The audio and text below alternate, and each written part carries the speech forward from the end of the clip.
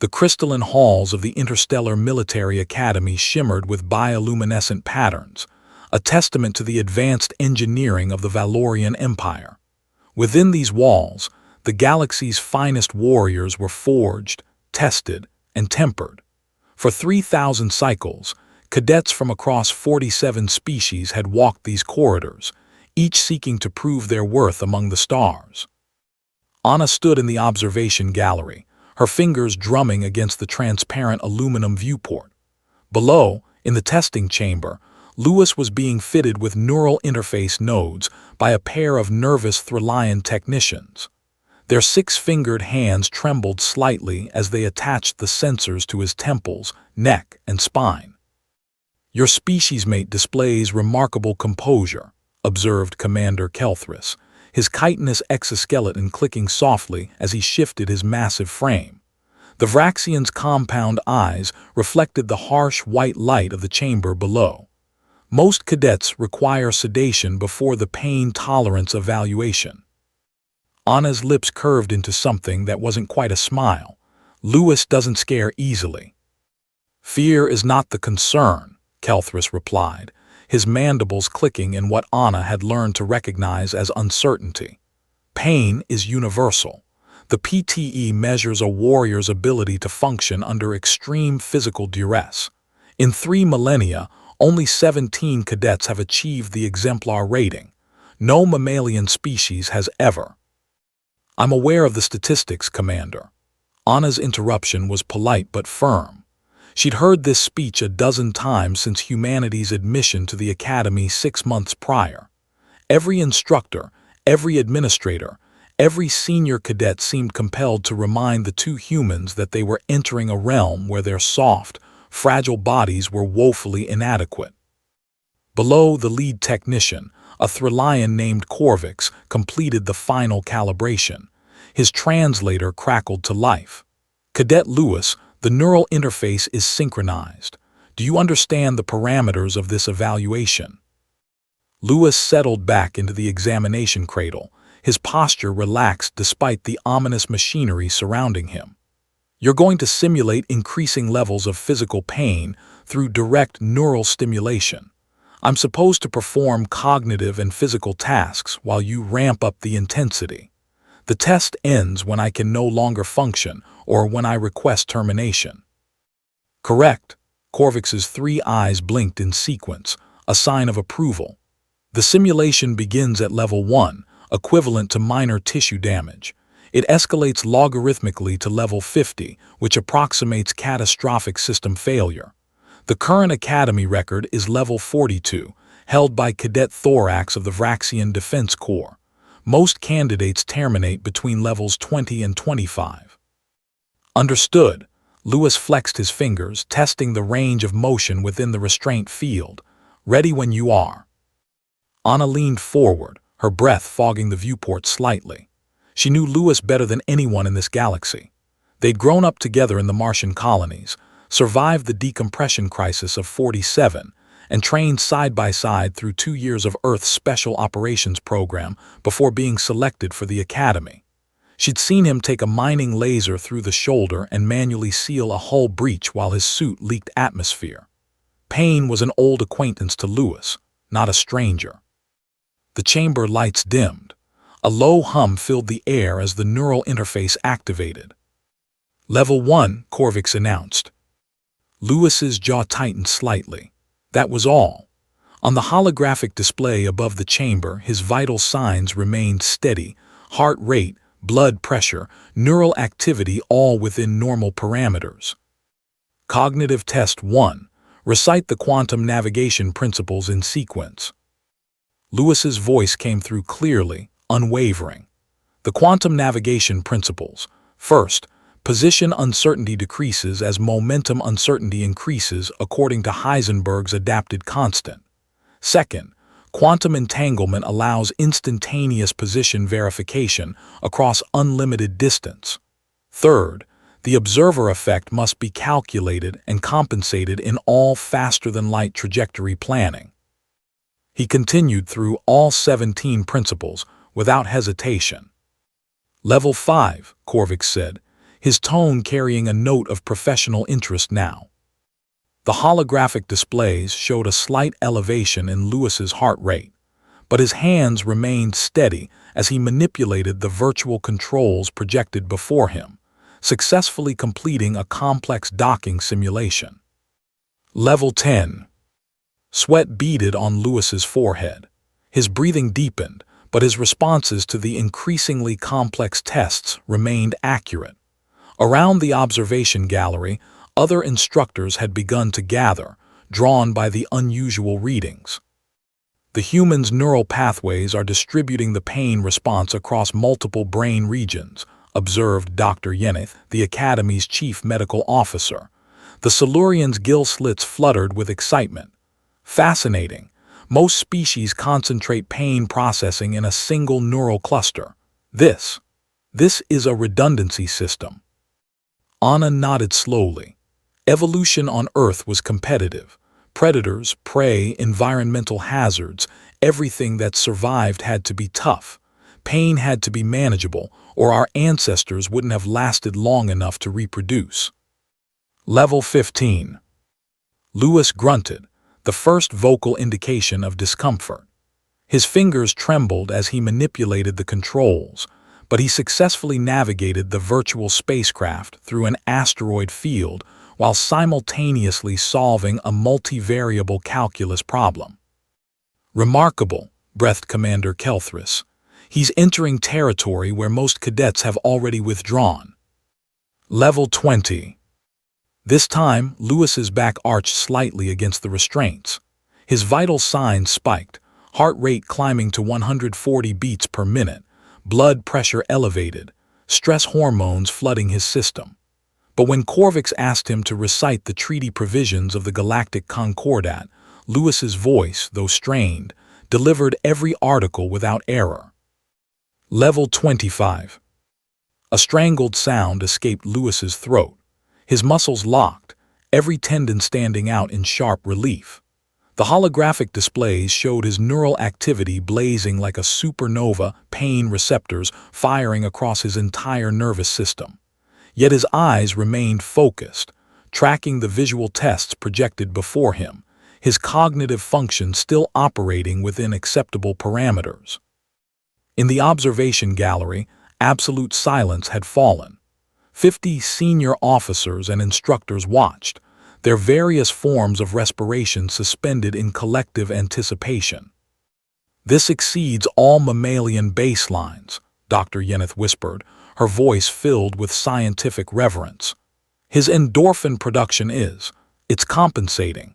His brain is releasing natural analgesics at rates I've never documented." Level 30. Lewis screamed. It was a raw, primal sound that echoed through the chamber and sent vibrations through the observation gallery floor.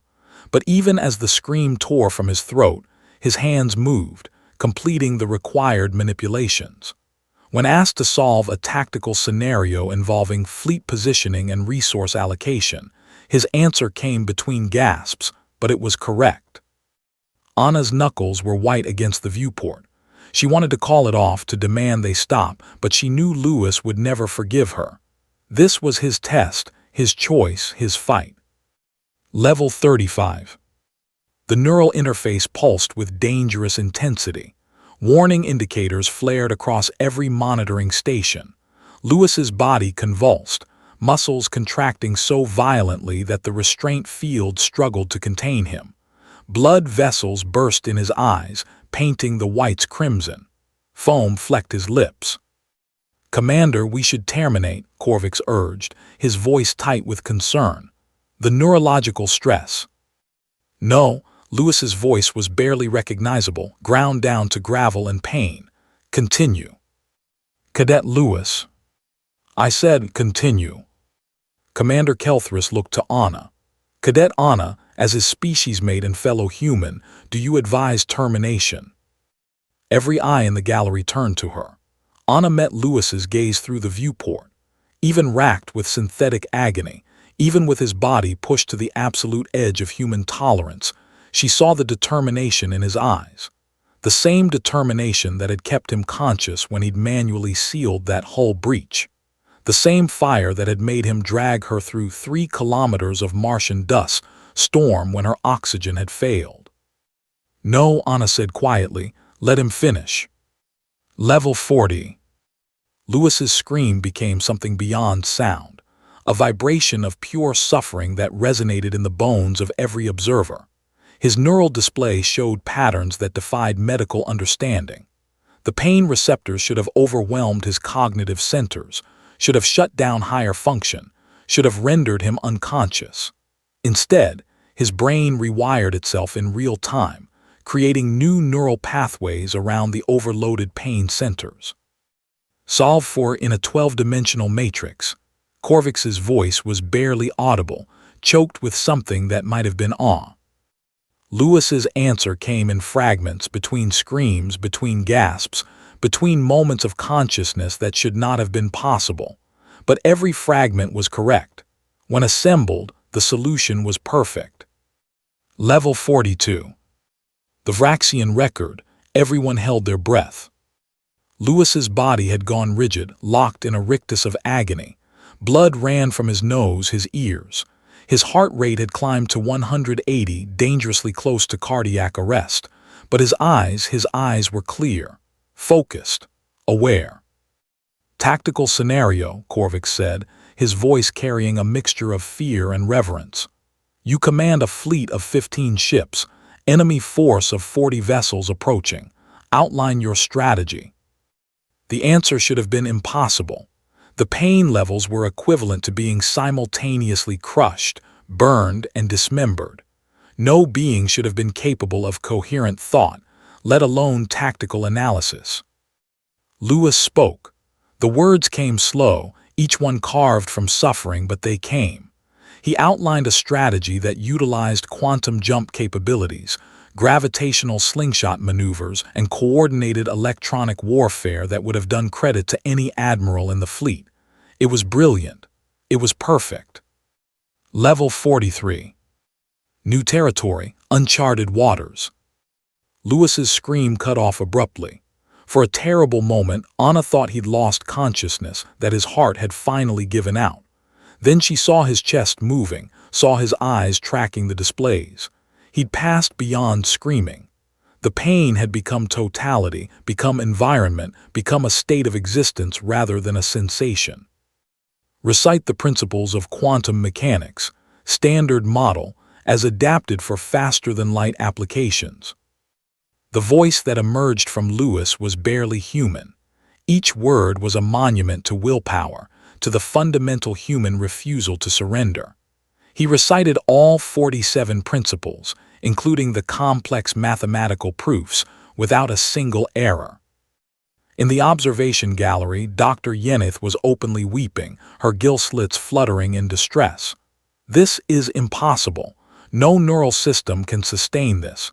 He should be brain dead." Level 45. Lewis's body began to shut down, non-essential systems conserving energy.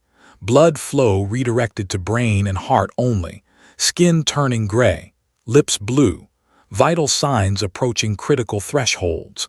The medical monitors screamed warnings.